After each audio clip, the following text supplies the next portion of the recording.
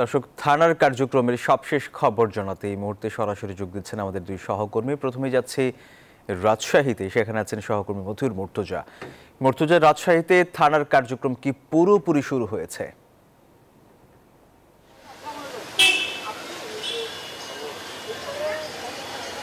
সোহাগ, আপনাকে ধন্যবাদ। আমরা এই মুহূর্তে আছি রাজশাহীর বোয়ালিয়া থানায়। এই থানা সহ রাজশাহী মেট্রোপলিটন পুলিশের প্রায় সকল থানায় কিন্তু গত পরশুদিন থেকে সীমিত পরিসরে চালু রয়েছে।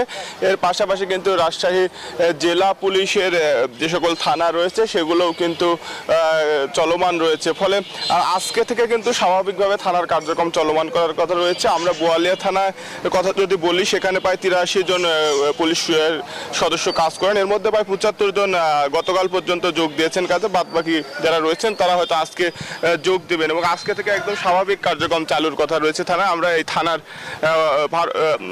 ইন্সপেক্টর তদন্ত আছে, আমরা একটু তার সাথে কথা বলি যে থানার টহল সহ সার্বিক কার্যক্রম কখন থেকে চালু হবে। আমাদের কার্যক্রম গতকাল থেকেই শুরু হয়ে গেছে। আমাদের অধিকাংশই পুলিশ সদস্য থানায় এসে হাজির হয়েছেন এবং বাংলাদেশ সেনাবাহিনীর সহযোগিতায় আমরা আশা করছি আমরা থানার পুরোপুরি কার্যক্রম শুরু করতে আর 2-1 দিন সময় লাগবে। আমরা যে থানার যে ধোয়া মোছা এই আনুষঙ্গিক যে কাজগুলো, এই কাজগুলো আগে সারছি। বিদ্যুৎ লাইন ছিল না, বিদ্যুৎ লাইনের কাজগুলো করছি। আর আমাদের থানার যে অন্য যে কার্যক্রমগুলো, যেমন আপনার জিডি, সেগুলো আমরা আজকে থেকে শুরু করে দেব। এবং মামলা অলরেডি আমাদের আপনারা জেনে থাকবেন যে আমাদের থানায় আজকে একটা মামলা হয়েছে।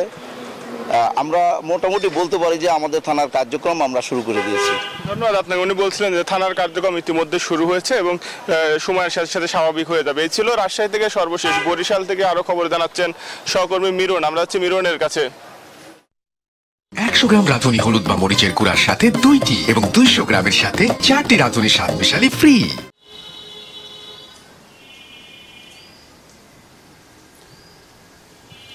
মুর্তজা, রাজশাহীর খবর আর বরিশালের খবরের মধ্যে তেমন কোনো পার্থক্য নেই। বরিশালেও কিন্তু বেশ কয়েকদিন ধরেই থানার কার্যক্রম স্বাভাবিক করার একটা প্রচেষ্টা চলছে। আমরা জানি যে এই মুহূর্তে থানায় মূলত সেনাবাহিনীর সহযোগিতায় থানার কার্যক্রম স্বাভাবিক করার যে প্রচেষ্টা, সেই প্রচেষ্টার অংশ হিসেবে আমরা যদি একটু ক্যামেরার চোখে দেখাই, মূলত এখনও সেনাবাহিনী মূলত এই থানার নিরাপত্তায় আছে। এবং যদি আমরা পুলিশ সদস্যদের কথা বলি, তারা এখনও কিন্তু পোশাকে কিন্তু পুলিশ সদস্যরা এখনও কাজে যোগ দেননি। তবে থানার যে থানার ভারপ্রাপ্ত কর্মকর্তা আমাদেরকে জানিয়েছেন, আমরা কোতোয়ালি মডেল থানায় আছি, তিনি আমাদেরকে যেমনটা জানিয়েছেন যে কার্যক্রম স্বাভাবিক হতে শুরু করেছে এবং পুলিশ সদস্যরা থানায় আছেন।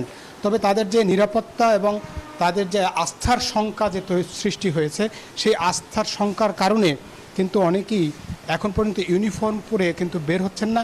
এবং ফলে আজকেও কিন্তু আমরা যেটা লক্ষ্য করছি যে বাইরে যে ট্রাফিকের দায়িত্ব, সেটা কিন্তু শিক্ষার্থীরাই পালন করছে। কিন্তু আরেকটা কথা, সাধারণ মানুষ যেমনটা আমাদেরকে বলেছেন যে যদি 5 তারিখে যদি এই বৃহৎ বাহিনী, যে পুলিশ বাহিনী যদি রাস্তায় থাকতো, তাহলে হয়তো এত বড় ধরনের নাশকতা নাও হতে পারত। তাই পুলিশের আস্থা ফেরানো এখন অত্যন্ত জরুরি। আস্থা ফেরালে তারা অবশ্যই মানুষের সেবায় তারা নিয়োজিত হতে চায়, এমনটাই জানিয়েছেন আমাদের কাছে।